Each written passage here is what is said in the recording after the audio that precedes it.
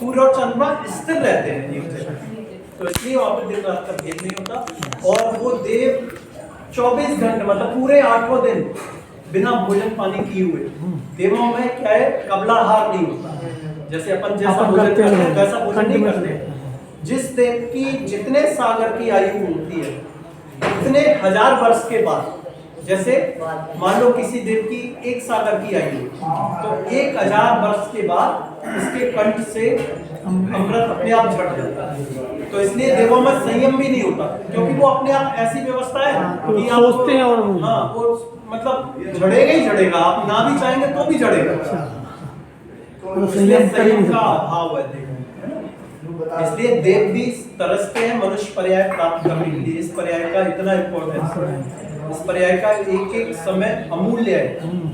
और अपन क्या है, ज्यादातर अज्ञानतावश सिर्फ धन संपत्ति पैसा ये कुछ काम आने वाला नहीं है, इसलिए ज्यादातर समय अपन अपना तत्व ध्यान में, तत्व चर्चा में, भगवान की भक्ति में जितना समय निकालेंगे वो अपना समय है। समय सार में एक गाथा आती है, जीवो चरित्र दर्शन लाड़क देखो तम स्व समयम जान। और जितना अपन मतलब जब तक अपन सम्यक दर्शन ज्ञान चारित्र में स्थिर है वो अपना समय, वो अपने काम आएगा। बाकी जितने पुद्गल की व्यवस्था में लगे हुए हैं वो सब पर समय है, दूसरे के लिए मेहनत कर रहे हो, मजदूरी कर रहे हो, या तो अपने शरीर के लिए मजदूरी कर रहे हो या अपने परिवार के लिए मजदूरी कर रहे हो। तो करो, गृहस्थी है करो, लेकिन उसको सीमित करो। ये भी देखो कि हम अपनी आत्मा के लिए सम्यक दर्शन ज्ञान चरित्र के लिए 24 घंटे में से कितना समय दे रहे हैं। कम से कम आपको 6 से 8 घंटे देने ही देना चाहिए। इसका मतलब ये नहीं कि 6 से 8 घंटे मंदिर में बैठे अपन, आपको कभी भी तत्व चिंतन भी करे तो वो आपका तत्व चिंतन भी चल रहा है, कोई भक्ति चल रही है, नमो का नाम चल रहा है आपके मन में, तो वो भी आपका स्व समय है। तो देव इन अष्टालिका पर्व में नंदीश्वर दीप जाते हैं, दिन रात भगवान की भक्ति करते हैं। वैसे तो वहाँ पे सम्यक दृष्टि देव भी जाते हैं, लेकिन कदाचित एक हाथ मिथ्या दृष्टि पहुंच भी जाए तो भगवान के दर्शन करते से ही उसको सम्यक दर्शन के सामने दिन रात दिन ही प्रकाश रहता है ना। तो अब अपन नंदीश्वर दीप को जयमाला के माध्यम से अपन समझेंगे कि क्या व्यवस्था है। पहली बात तो जैसे सबसे मध्य लोक में सबसे सेंटर में कौन सा दीप है, कौन सा दीप है मध्य लोक में। अब आप सोचो कि 14 राजू ऊंचा, 7 राजू चौड़ा नीचे और 7 राजू मोटा, ये तीन लोग का नक्शा होता है जो सब्जेक्ट नीचे का 7 राजू लंबा और ये 7 राजू चौड़ा, मोटाई 7 राजू और ये ऊंचाई 14। ठीक है।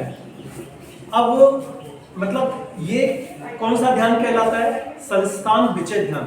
इसका चिंतन कर लो तो आपको ये लगेगा कि अपन कहाँ है, क्या मान कर रहे हैं। जरा अपन अपने पास कुछ भी नहीं है, अपन इतना मान करके बैठे कि हमारे पास ये, हमारे पास ये, फलाने ने हमसे ये इतना कह दिया, कैसे कह दिया।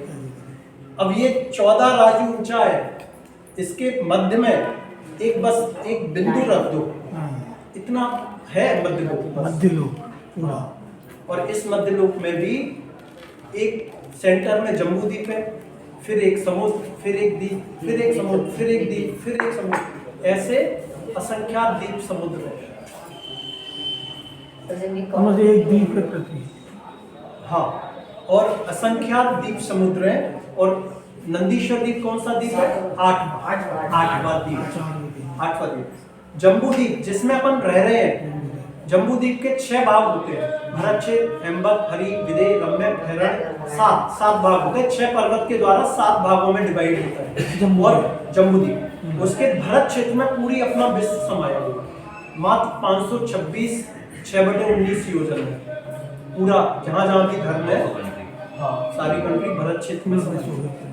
और उसका व्यास कितना है, कितना 526 6/19 योजन, बस इतना 526 6/19 योजन। अब नंदीश्वर द्वीप का व्यास कितना है, पूरे जम्बू द्वीप का व्यास 1 लाख योजन है। और नंदीश्वर द्वीप का व्यास कितना है, 163 करोड़ 84 लाख योजन। 84 लाख योजन, 163 करोड़ 84 लाख योजन। कितना बड़ा होगा ना जो नंदीश्वर। परसेंट भी नहीं जो अपना तो ऐसा रहता है जैसे मध्य लोक में एक दीप एक समुद्र एक दीप, इनका व्यास दूना दूना होता जाता है।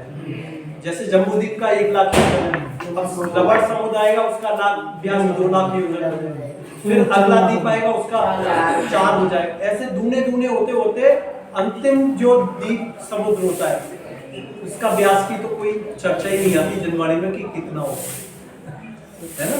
तो मतलब ये सोचो कि अपन कहाँ पे है, कुछ नहीं है। और भरत क्षेत्र में भी पूरी दुनिया समाई हुई है, उसमें भी अपना एक नगर ही है ना, उसमें भी ज्यादा से ज्यादा 2-4 प्लॉट अपने पास है, तो कहाँ मान कर सकते, उसका भी कोई भरोसा नहीं कब छूट जाए, कल सुबह रात होगी कि नहीं होगी पता है नहीं। तो ऐसा नंदीश्वर द्वीप होता है। और इसमें क्या होता है, अब अपन जयमाला से पढ़ते हैं ना, तो देव जाके वहाँ पे अपन तो जा नहीं सकते क्योंकि 2.5 द्वीप के बाहर, 2.5 द्वीप के बाहर मनुष्य जा नहीं सकता, इसलिए अपन जा नहीं सकते 2.5 द्वीप के बाहर। केवल देवता जाके वहाँ पे दिन रात पूजन भक्ति करते हैं। कार्तिक फागुन शाढ़ के अंत 8 दिन माई नंदीश्वर सुर जाते हैं, हम पूजा ये करें हमारी शक्ति। आपने बोला 8वां दिन नंदीश्वर, तो ये काउंटेड है?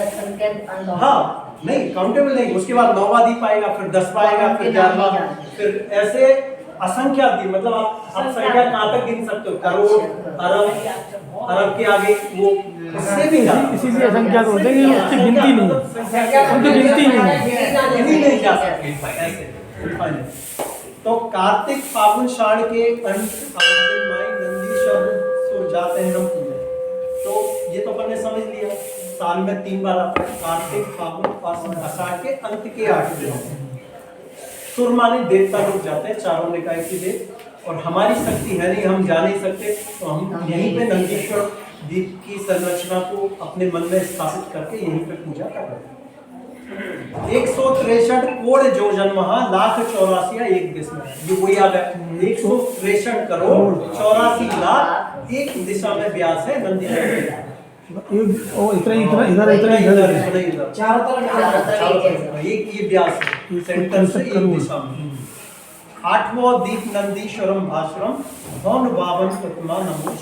52 माने नंदीश्वर द्वीप में 52 प्रतिमाएं विराजमान है, और वो इतनी सुंदर है, उनका वर्णन आगे आएगा कि इतनी सुंदर है कि मिथ्या दृष्टि भी अगर वहाँ पहुंच जाए तो उसको देखते से ही सम्यक दर्शन की प्राप्ति हो जाती है। ऐसी प्रतिमाएं लगती है कि जीवंत बैठी। अब एक कागज दोगे, कागज तो ये ले बहुत है नहीं वो उसको बनेगा कि वो छोटा है नहीं छू वो नहीं बड़ा तो वो होगा। अंदर से डाल। सर एक क्वेश्चन, आप लोगों ने धनुष से पावन करते हैं तो कितना ही क्यों किया? वो अरहंतों की वो हाँ प्रतिमा तो अरहंतों की अरहंतों की वहाँ कोई चिन्ह नहीं होता, हाँ। यहाँ चिन्ह इसलिए अकृत्रिम जो बिंब होते हैं उनका कोई चिन्ह नहीं होता, अकृत्रिम है वो हरण की कोई चिन्ह नहीं होता। यहाँ पे पहचानने के लिए कि ये आदिनाथ भगवान ये इनके चिन्ह होते हैं। अरंत की उन्हीं में केवल भगवान भी है। हाँ सारे के भी भगवान ये कागज ये ये देखो, जैसे ये आपका जम्बूद्वीप हो गया, ये सुमेरु पर्वत हो गया। अब ये 8वां द्वीप मान लो, समझ लो अपन ने ये 8वां द्वीप हो गया है ना, ये 8वां द्वीप हो गया। अब इसमें 8वें द्वीप में चारों दिशाओं में उत्तर पूर्व दक्षिण एक अंजन गिरी, अंजन माने काला, अंजन माने काजल के समान काला पर्वत है। 4 दिशाओं में 4 अंजनगिरी पर्वत। ये देखो आगे की लाइन पढ़ो, 4 दिश 4 अंजनगिरी राजही सहस 84 एक दिश छाजही। 84,000 ये पर्वत का ऊंचाई कितनी है? 84,000 योजन। सहस माने 1000, 84,000 योजन ऊंचाई एक पर्वत की। एक योजन में कितना वो होता है? एक योजन में 12 किलोमीटर। एक योजन में 12 चुनाव। 84,000 को 12 से गुणा करो तो सोचो कितने हजार ऊंचा ऊंचा महायोजन में महायोजन में 2000 कोस होते हैं। तो कहीं कहीं ये भी वर्णन आता है कि जो योजन लिखा गया है वो महायोजन है, ऐसा भी शास्त्रों में कहीं कहीं आता है। तो महायोजन से लगाएंगे तो और ऊंचा होता है। तो ये 4 अंजनगिरी पर्वत है चारों दिशाओं में, और इन चारों अंजनगिरी पर्वत के ऊपर क्या है? एक मंदिर है। एक मंदिर है। कैसे मंदिर है? ढोल सम गोल ऊपर तले सुंदरम, ढोल के समान, जैसे दोनों तरफ पतला ढोल रहता का है पतला बीच में मोटा, ऐसा ढोल के समान एक जिनालय है इन पर्वत पे, और इनमें एक जिनालय में 108 प्रतिमाएं विराजमान। प्रतिमा की आकार देखो, वो आगे आएगा, है ना, इसका वर्णन अपन आगे समझेंगे। एक जिनालय में 108 अनंत भगवान की प्रतिमाएं विराजमान। अब आगे पढ़ो रतनजल। अब आगे पढ़ो। चहु दिशा 4 वन, एक 4 दिशा 4 शुभ बावरी, 1 लाख योजन अमल जल भरे। इन चारों पर्वतों के चारों तरफ ये बावड़ियां हैं। बावड़ी माने पानी वाली जो अपन कहते हैं ना, कुएं से बड़ी बावड़ी। अंजनगिरी पर्वत के चारों दिशाओं में एक बावड़ी, एक बावड़ी, 4 बावड़ी होगी एक दिशा में, ऐसे इधर ऐसे इधर ऐसे इधर। और एक बावड़ी का व्यास कितना है? 1 लाख 1 लाख जम्बूद्वीप के बराबर। और महासागर कैसा बनाता है? अमल अपन महासागरों और सागरों पे और समुद्रों पे वो करते हैं। अब ये 1 लाख योजन की 4 बावड़ी, और चारों बावड़ियों के चारों तरफ वन है। देखो नीचे चहु दिशा 4 वन लाख जो जन पर, इनके चारों तरफ 1 लाख योजन के वन है। तो एक बावड़ी के चारों तरफ ये वन हो गए, जंगल, महाघोर जंगल। 16 बापीन मदी 16 गिरी, 16 माने 16। अब बावड़ी कितनी हो गई? एक दिशा में 4, चारों दिशाओं में 4 बावड़ी होगी, 4 है ना। तो चारों बावड़ियों के मध्य में एक दधिमुख पर्वत है। दधिमुख, ये दधिमुख माने दही के समान। दही का कलर कैसा होता है? दूध या दही, कैसा भी दूध के समान सफेद पर्वत है। और इनका व्यास कितना है? आगे देखो 10,000 योजन, इनकी ऊंचाई 10,000 योजन है। अंजनगिरी की 84,000 और दधिमुख पर्वत की 10,000। 16 बापीन मदि 16 गिरि दधमुखम, सहस 10 महायोजन लखत ही सुखो। ये महायोजन है ना। सहस माने 1000, 10 माने 10,000 महायोजन। तो यहाँ पे 4 पर्वत दधिमुख, 4 पर्वत एक दिशा में हो गए। टोटल कितने हो गए? 16। पहले एक का पूरा कर लो तो अपने आप गुणा हो जाएगा। 4 एक ही का देंगे तो 4 दिशाओं में 16 पर्वत हो गए, और 16 पर्वतों के ऊपर 16 जिनालय हो गए, है ना। और एक जिनालय में 108 प्रतिमाएं होंगी। वो भी ऐसे ही वो भी हर जिनालय में 108 प्रतिमाएं होंगी। जेई की मैथ से भी टफ है। वही तो फिर क्या? 108 जेई की मैथ से भी टफ है। इससे अब आगे क्या करें? बावड़ी कौन 2 माही 2 रतिक्रम। ये बावड़ी है, इनके बाहरी कोण पे 2 रतिकर पर्वत है। जैसे बाहर रतिक्रम माने लाल कलर से। ये बावड़ी के बाहरी कोण कौन से हो गए? ये बाहरी वो तो कह लो उसके कोण पे ये बाहरी कोण 8 हो गए। तो एक दिशा में कितने हो गए? 2 4 6 8। एक दिशा में 8 व्रतकर पर्वत। अब देखो 8 और 4, 8 चौक 32 और एक बीच में अंजनी। अब वो अपन बाद में काउंट करेंगे, पहले अपन समझते जाए। तो एक दिशा में कितने? 8 व्रतकर पर्वत हो गए, और चारों दिशा में 8 चौक 32। तो 4 तो हो गए आपके अंजनगिरी, 16 हो गए दधमुख, और 32 हो गए। जोड़ो, टोटल करो। 32 और 40 और 8 4 64 हो गए। 44 एक जगह हो गए। 52 हुए कि नहीं? 4 16 32 4 अंजनगिरी और 16 दधमुख और 32 रत का 52 हो गए। ऐसे तो अक्सर भूल जाएंगे। एक ही पहले आप बता दो। हाँ, एक ही में तो 32 हो गए। एक अंजनगिरी पर्वत, फिर हाँ। ठीक है। 4 दधमुख पर्वत, 5 हो गए। उसके बाद 5 एक ही एक दिशा में 8 प्रतिकर्म हो गए। देखो एक अंजनगिरी और 4 वो धतलू। हाँ। 5 हो गए। हाँ। 5 और 8 हाँ 13 हो गए। 13 54 सीधा सीधा हो सही गया। बात है। ऐसे करो, एक से क्या समझ जाएंगे तो पूरा ऐसे करो। तो बावड़ी कौण दो माहि दो रत्करम होन बावन प्रथमा नमो सैल 32 एक सहस। और ये रत्कर पर्वत का ऊंचाई कितनी है? 1 सहस योजन, 1000 योजन, 1000 योजन, है ना? मतलब अंजनगिरी की कितनी थी? 84,84,000 योजन। दधमुख की कितनी थी? 10,000 योजन।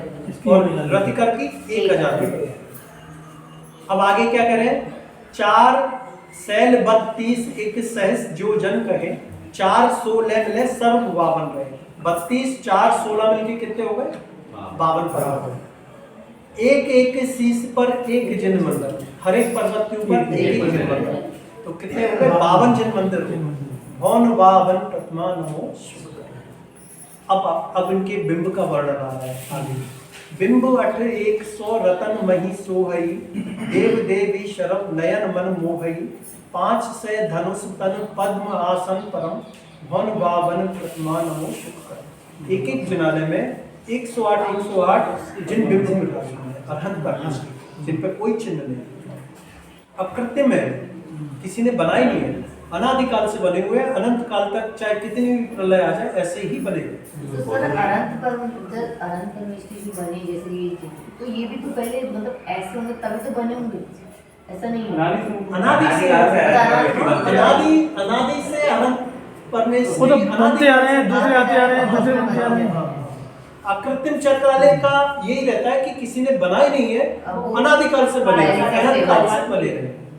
तो इनमें 108 जिन बिंब हैं और वो कैसे हैं? 500 धनुष ऊंचाई वाले और पद्मासन में विराजमान। पद्मासन में 500 धनुष ऊंचाई। एक धनुष में 1 हाथ होता है, एक धनुष में 4 हाथ, एक धनुष में 4 हाथ होते हैं और एक हाथ होता है 1.5 फीट का।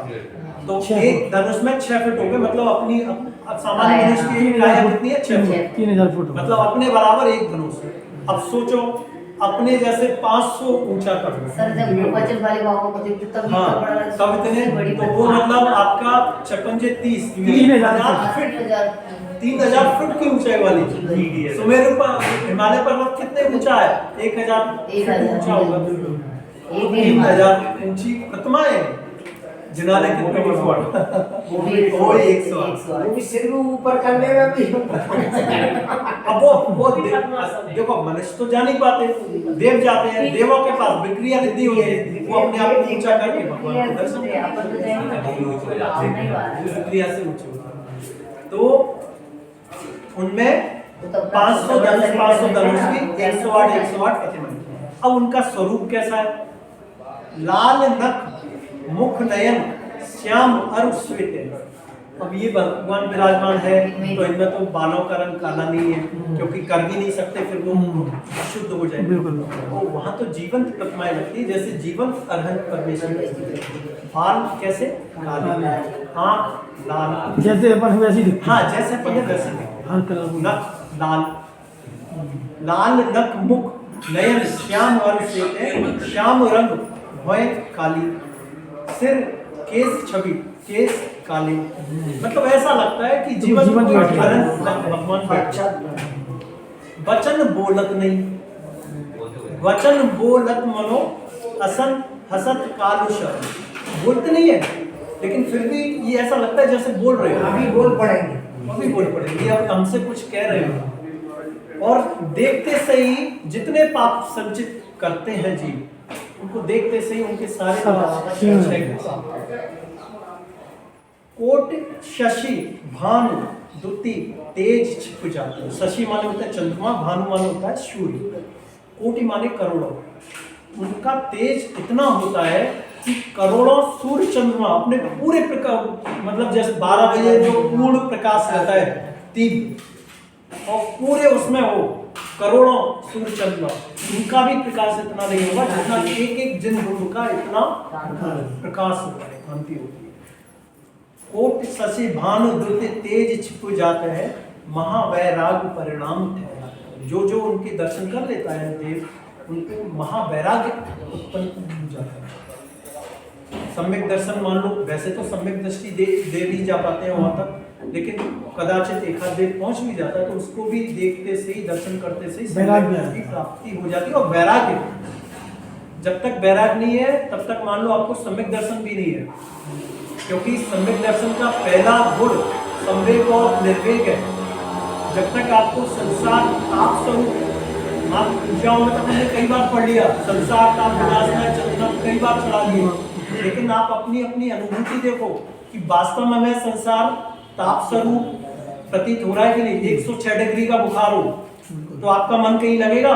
नहीं लगेगा, नहीं लगेगा। ये लगेगा कब ये ताप दूर हो। दूर हो। और ऐसे ही संसार ताप है, अगर ऐसी अनुभूति आने लगे कि संसार वास्तव में 106 डिग्री जैसा बुखार लग रहा है, अब इससे छूटना है, तब समझो कि आपको सम्यक दर्शन की प्राप्ति होना शुरू हो रही है। सोचो अपने अपने अपने परिणामों का चिंतन करना आज कि हमें सम्यक दर्शन है कि नहीं। हमें संसार की चीजें अच्छी लग रही है तो कहाँ है ऐसा। और मोक्ष महल की प्रथम सीढ़ी या विज्ञान चरित्रा, मोक्ष महल में जाना है तो इसकी पहली सीढ़ी सम्यक दर्शन ही है, पहला कदम। ये नहीं है तो कुछ नहीं है, मात्र धार्मिक क्रियाएं कर रहे हैं अपन। लोग देख रहे हैं कि बड़े धर्मात्मा है, बड़े धर्मात्मा है, बिना पूजन करते अध्याय करते हैं, लेकिन हमारे मोक्ष मार्ग की शुरुआत भी नहीं हुई है। जब जिस दिन ये महसूस होने लगे संसार ताप जैसा, हर समय ये भावना होने लगे कि कब मैं इससे छूटूं और उसका मार्ग ढूंढूं शास्त्रों में खोज के, तब समझना कि हमें सम्यक दर्शन हो रहा है और हमारा मोक्ष मार्ग शुरू हो रहा है। तो जैसे ही जिन बिंबों के दर्शन कोई देख करते हैं, उन्हें महावैराग्य की उत्पत्ति हो जाती है। फिर उन्हें अपने इतने वैभव, इतना इंद्रिय सुख सब फीके लगने लगते हैं, मन ही नहीं लगता। उनको ये लगता है कि कब मेरी आयु पूरी हो और मेरे को मनुष्य पर्याय मिले और मैं महातप करके, मुनि बन के, साधना करके और शीघ्र अपने संसार से मुक्ति पाऊं। वयन नहीं कहे लखे होत सब, वचन नहीं कह रहे जिन, लेकिन उनको देखते से ही हर जीव को जो उनके दर्शन कर रहा है, सम्यक ऐसा लगता है कि हमसे कुछ कह रहे हैं, हमें समझा रहे हैं कि कहाँ संसार में फंसे हुए हो। वैराग्य को धारण करो, तब साधना करो और अपने संसार को समाप्त करो। भौन बावन प्रतिमान, भौन माने सुंदर, बावन प्रतिमाएं कर ही दिए। तो नंदीश्वर जिन धाम प्रतिमा महिमा को कहे, ध्यानत नीकलो नाम, यही भगत सिर सुख रहे। तो ये कह रहे हैं कि हमेशा अपने चित्त में नंदीश्वर दीप को के स्वरूप को धारण करो। अब ये पूरा बन गया। अब इस जयमाला को 8 दिन आप रोजाना पढ़ो अर्थ सही, तो फिर आप कभी ये भूलोगे नहीं। जब भी नंदीश्वर दीप की पूजन करोगे, आपके दिमाग में ये पूरा बिल उभर आएगा। जब भावों सहित अपन पूजा करते हैं तो उसका फल भी अलग मिलता है, मन में भी शांति आती है। अपन कुछ भी पढ़ रहे हैं, समझ में आ नहीं रहा, तो ये केवल फॉर्मेलिटी होती है। तो हर चीज को भावों सहित करो। जरूरी नहीं अपन 10 पूजाएं करें। अंजन चौर ने कौन सी पूजा की बताओ? भाव लगाए, एक पूजा कर लो, नहीं समय आदि कर लो, नहीं समय छोड़ दो, वैसे ही कर लो, वैसे ही कर लो। लेकिन हर चीज जितनी भी क्रिया कर रहे हो, 1 मिनट की भी क्रिया कर रहे हो मंदिर में, भाव के सहित करो। ठीक है, देखो अब ये समझ में आई। इसमें क्या है, ईश्वर दीप में 4 दिशा, एक दिशा की रचना आप देखो। हाँ, एक अंजनगिरी पर्वत, ये अंजनगिरी पर्वत हो गया था। एक लाठी नहीं 84 अच्छा, इस अंजन पर्वत के चारों तरफ 4 बावली, 4 बावली, एक दिशा की बोल रहे 4 बावली, बावली हो गई। 4 बावली में एक गदमुख, ये 10,000 योजन का गदमुख पर्वत हो गया। ठीक है। अब इस बावली के 2 मुखों, बाहरी कोने पे, बाहरी कोने पे 2 रथ, मतलब 4 8 हो गए, 2 चौक 8। ये रहे 8 हो गए। ये पूरा एक व्यू जो हमारा 8 और 4 12 और 1 13 तो 52 मतलब ध्यान रखो एक अध्ययन चार वाला योजन का होता है और ये पूरा वर्णन जब जयमाला पढ़ोगे आप पूरी तो याद हो आपको जाएगी। पूरा इसमें पूरा वर्णन आता है कौन सा पर्वत कितने योजन का है कौन सा बावड़ी कितने योजन की है वो सब इसमें वर्णन आता है यूट्यूब पे निकालो काय के लिए? देखो जितने उसमें तुम तो इसको जयमाला को 8 दिन पढ़ो गोयाला नहीं, अपने इमेजिन में तो ये आपको अभी जैसे समझ लिया घर जाके पढ़ना है इसको दोपहर में नहीं समझ में हाँ आए, कल दिमाग आके में छवि बनने पढ़ना। लगेगी उसकी तो अपने आप 8 दिन में कोई 3D एनिमेशन की जरूरत नहीं पड़ेगी आपको पूरा हमेशा हमेशा पढ़ने से ज्यादा आप अगर दूसरे से सुनते हो हाँ, उससे उससे ज्यादा ध्यान में जल्दी याद हो। पढ़ने से ज्यादा नहीं अब अपन ने सुन लिया रोजाना तो अपन को सुनने को मिलेगा नहीं अब अपन ने समझ लिया अब इसको अगर आपको विस्मृत नहीं होने देना है तो इसको रोजाना पढ़ना पड़ेगा और आपने पढ़ा नहीं तो 15 दिन बाद रिपीट होता है रोजाना नहीं पढ़ो तुम भी एक ध्यान रखो एक दिमाग में। एक अंजन की पर्वत 4 बावड़ी उसमें बीच में एक पर्वत अभी जैसे 8 दिन रोजाना भी पढ़ो तो 5 मिनट का समय लगेगा अपने आप याद हो। तो फिर 8 दिन पढ़ लिया फिर आप 15 दिन में एक दिन पढ़ना फिर महीने भर में एक दिन पढ़ना याद रहे आप याद याद जावाड़ी के नियम से सूर्य लोका लोक सुवाणी ये जीवनवाणी जो तेरे शरण में सुपारी